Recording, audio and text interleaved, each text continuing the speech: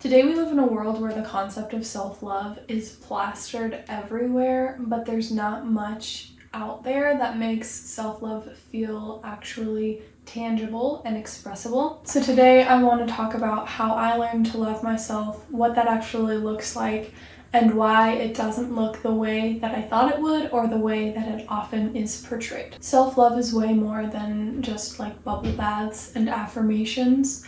It requires showing up for yourself in really meaningful ways, and sometimes a bubble bath is a meaningful way to show up for yourself, but oftentimes showing up for yourself means doing something much more difficult. Beyond surface level rituals, self-love is expressed in your priorities, your boundaries, your standards, the situations you tolerate, your bare minimum requirements, and the ideals that you strive for. And not only these priorities, standards, and requirements, but the actions you take to back them up in your day-to-day life. Basically, it's about treating yourself with dignity, and this is something that I'm still finding my way toward because it requires me to have really strict boundaries with myself. And that's really all that boundaries are. They are standards that you set for yourself. Your boundaries are your standards for life. And I actually just made a whole video speaking about boundaries last week, so I won't go too deeply into it here, but feel free to check that video out. But when I speak about setting boundaries with myself, it means being super intentional with my time, getting clear on the things that I do value, and then making sure that the time that I spend and the actions that I take reflect those values that are really important to me. The kind of paradoxical thing about all of this, which I also think is great news, is that I'm constantly evolving. And that means that loving myself is first and foremost accepting myself and accepting that I'm always going to change. There's going to be a constant ebb and flow in my life. And at the same time, accepting that there are specific things that I want to really work hard to achieve. Learning to love myself has required acknowledging the person that I am right now, as well as the person that I want to become, and most importantly, the possibility for change in my life. I am who I am right now, but I don't have to stay who I am right now if it's really not serving me. There's still this massive potential for change in my life, and self-love does not require me to just accept everything about myself, but it is just a different posture and perspective when looking at myself. Instead of like, oh, you suck, you need to change, it's like, I accept who you are, and also we have this grand vision for our life. Let's change toward that. Let's take action toward that. So especially in navigating this world that's filled with messages about like self-love that feels so nebulous, like they're repeated so much that it seems like they don't even have any meaning. And then the question that came up for me is like, okay, well,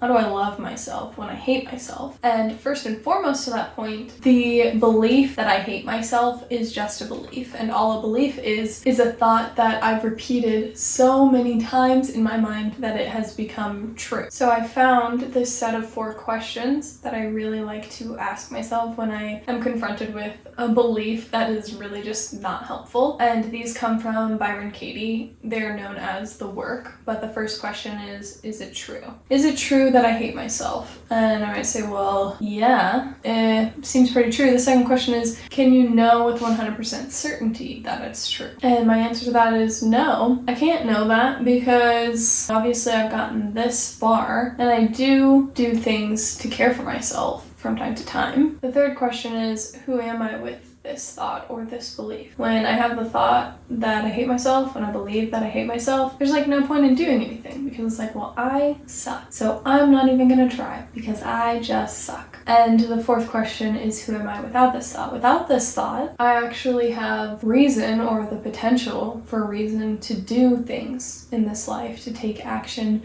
and to make things happen. So just as I repeated the thought, I hate myself, until I believed it, I made the decision to choose different thoughts and repeat those because my brain responds to repetition. But those questions are really illuminating because it kind of gets to the core of what self-hatred really is. It's an excuse not to do the things that you were put on this earth to do. It's a very convenient excuse to just say, oh, I hate myself, and then never change. But when you look at who you are with that thought versus who you are without that thought, it becomes very obvious that the move, if you want to grow or even have a chance of happiness in this life, not that happiness is guaranteed and it doesn't have to be, but if you even want a chance at it, that thought is gonna have to go. there's no way to happiness or fulfillment with that thought. That's what those questions are all about. It shines a light on the things that you're doing. It has, for me anyway, shine a light on the things that I'm doing that are just silly. They're fruitless, they're pointless, they're completely futile, and going through that process of self-reflection has made it much easier to drop those kind of really unhelpful beliefs. Because when I go through that process and I think, who am I with this thought? Oh, I'm like the worst possible version of myself. I don't know how much better I can be. I don't know how far my potential can actually go. But I do know that this belief and this thought is going to most certainly keep me where I'm at right now, and I don't like where I'm at. I hate myself. I don't like who I am. And again, in order to become someone I didn't hate, I needed to drop that thought and try something different, because it obviously wasn't getting me any closer to where I wanted to be. It wasn't getting me out of self-hatred. It's like this loop, this self-fulfilling prophecy is like, I hate myself, which having that belief makes me not take action in my life and be the worst possible person I could be, which makes me hate myself more. So just dropping the thought is really important. And of course, that's easier said than done, but your brain works on repetition. So as many reps in that you can get of a different thought, as many reps of this thought of self-hatred that you can avoid, that helps so much. Because I know that the feeling of self-hatred can be so strong, but feelings aren't the truth of reality. And we know that, right? Because you can have a scary dream and have all of the emotions accompanying those experiences that you're having in the dream and wake up and still feel those feelings, but none of that stuff is going on. I just had a bad dream last night, but it wasn't real. So much of our emotions is a matter of perspective, and it's not really about what happens in your life. It's about what you believe about what happens. For the longest time, I had this belief that because my parents were divorced and because my childhood was a little rocky due to that, that meant something negative about me. That meant that I couldn't be a success because my parents didn't love each other and they didn't give me the foundation I always wanted. Now I see things differently, and there's no ultimate truth to that situation. But when I think about all that my parents did for me and how glad I am that I didn't have to see what it would be like for them to stay together and, I don't know, fight or whatever. This is just my personal example, but seeing my parents' divorce as actually a key to my success and seeing the way that they raised me, warts and all, as part of what makes me successful, what makes me able to go out into the world and do the things I want to do. Seeing it that way bears much better fruit in my life. The results that I get are much better. And neither belief is the ultimate truth. The belief that my parents' divorce is what makes me a failure, and the belief that my parents' divorce is what makes me a success, neither of those are ultimately true. And it's really not about the objective truth. There is no objective truth. And if there is, from our limited human perspective, it's unlikely that we'll be able to find it. So the next best thing is to find the perspective that makes what you want out of life the most possible, that makes you the kind of person that you most want to be, that makes you the best version of yourself. That is what I try to reach for in my feelings, my thoughts, and my beliefs, not the objective truth. And I also found that it's completely possible for me to love myself when I hate myself, because love is not just a feeling. Again, feelings come and go. There's an action component to love. Love is a verb. Hate is also a verb, but I can feel the emotion of hate while acting on the verb of love. I can feel hate towards myself, and then I can choose acts of love to myself. That was part of how I chose to disrupt the pattern and actually make a change in my life. I might have, nights, days, weeks of wallowing in self-pity, but I was also slowly taking incremental action toward the person that I wanted to become, toward being loving to myself. So that meant forcing myself to go outside and go for walks and giving myself time to sit down and write or paint, feeling the sun on my skin, doing things that were creative, reading books on self-improvement, all these different incremental things that, maybe my feelings weren't like these beautiful feelings of self-love the whole time that I was embarking on this journey, but I kept taking loving actions. And directing my actions toward love. Because again, feelings come and go. I really see no reason to allow my feelings to lead me into what actions I want to take, because my brain, for whatever reason, has a propensity for feeling bad. And that's fine, but when I follow that, I end up laying in bed for hours at a time, staying indoors. My feelings prompt me to eat lots of food that is unhealthy in excessive portions. And when I was at my lowest, I was overweight and extremely sad because I had been allowing my feelings to guide the actions that I take. And I started to love myself more and more the more improvements I started to make in my life. It was also at this time that I met the man that is now my husband, and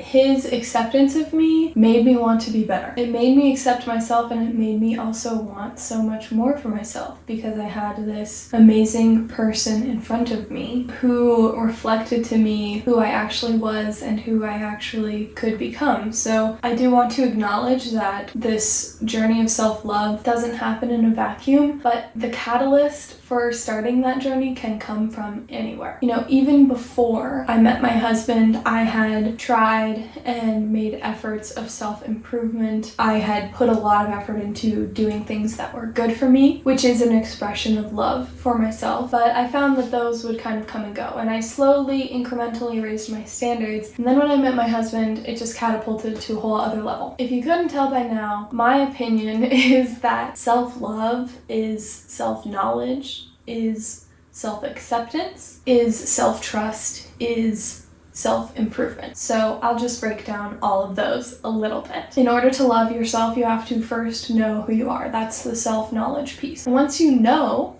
exactly who you are, exactly where you're at, which sometimes is really unpleasant to confront, the next step is self-accept. I know who I am. I accept that about myself. The next piece I mentioned, self-trust, is doing what you say you're gonna do. So I have things that I want out of my life. One of them is to make YouTube videos. For the longest time, I mean, I'm 24. Yes, it's been over a decade that I've wanted to make videos on YouTube. 10 years ago, it was like a hair tutorial. You know, I had like my emo side bangs and I wanted to make videos teasing it up and like doing my crazy makeup and everything. But I've wanted to do that for so long. And for so long, I have denied myself that. I don't even know why. You know, it's so easy to talk yourself out of things. But then, of course, there's also that piece of feelings. It's like, well, I don't feel like going through all that effort, or I don't see the results that I want right away. You know, I posted one 3-minute unedited video and I didn't blow up to 100K followers, and now I feel like a failure. So I'm not gonna keep going. So self-trust to me is doing what I say I'm gonna do. And the more that I do that, the easier it is to love myself, because I'm in integrity with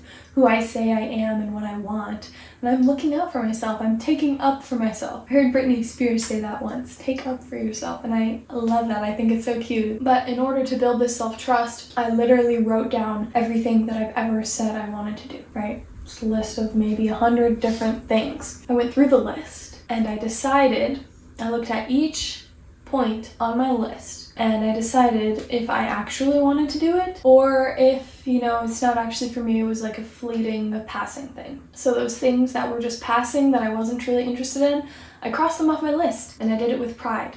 I thought I wanted to do this. I don't want to do this anymore. I don't have to. And that's another element of self-trust, is like checking in. Okay, this is no longer in integrity with what I want. I'm not going to do it. I'm not going to worry about it. But for those things that I did want to do, I either started taking immediate action, or I put a reminder in my calendar. So one of them that I did this with is playing the banjo. I do want to play the banjo. I have a banjo. I want to learn how to do it. Right now, not the time. So I put a reminder in my calendar app for like 6 months away or something. And that's gonna pop up 6 months from now. And it's gonna say, hey, like reevaluate learning to play the banjo. And then from there I can decide, okay, like is now a good time? Or do I need to reschedule again? And that's a way that I've found, that I've been taught to put myself back in integrity and to have no shame and no self-hatred around the fact that I'm not doing everything that I want to do. Like, I'm not achieving everything that I want to achieve all at once, but I am considering all those things, and I am prioritizing the things that I want to do, the things that would really light me up, the things that interest me. I'm prioritizing them. I'm acknowledging them. And then the last piece is that self-love is self-improvement. In my opinion, the effort that I put into bettering myself, improving the world around me by virtue of being a better person, that is self-love. I do not think that stagnation is self-love. And I don't think that following my feelings was self-love. Acknowledging my feelings, accepting my feelings, knowing my feelings, those are all important pieces. However, I do also want to improve my feelings. And yes, also trust them. I want to trust that my feelings are telling me something, but they're not telling me necessarily what I think they're telling me. If I'm having a meltdown, I could think, oh, this is telling me that I need to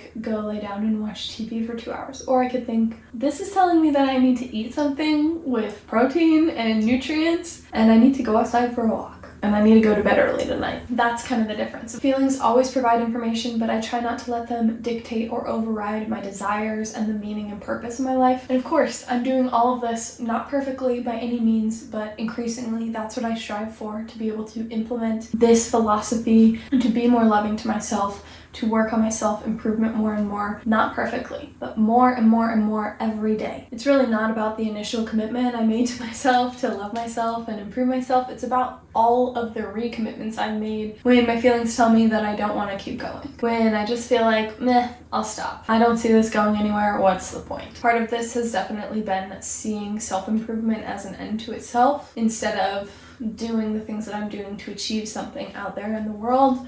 Doing them because it improves me, because it fulfills my fullest potential. So YouTube would be another great example of that. The reason why I didn't do it for so long is because I wasn't blowing up, which doesn't even make sense because I wasn't doing it. But the reason why I am doing it now is because I really want to, because I've always wanted to, because I love expressing myself, because I have all these ideas in my head that I want to share. And the time and space that I have incarnated in makes it really easy to disseminate my message, my ideas, my thoughts to potentially all of the people in the entire world, all of the people who have internet access. That's so cool. I don't know if I will reach that potential. That's not why I'm doing it, to reach a certain number of people who've seen my message. I'm doing it because I can, because I want to, because I enjoy that form of expression, and the thought of potentially connecting with someone, giving myself the option to connect with someone is so cool. It's so cool.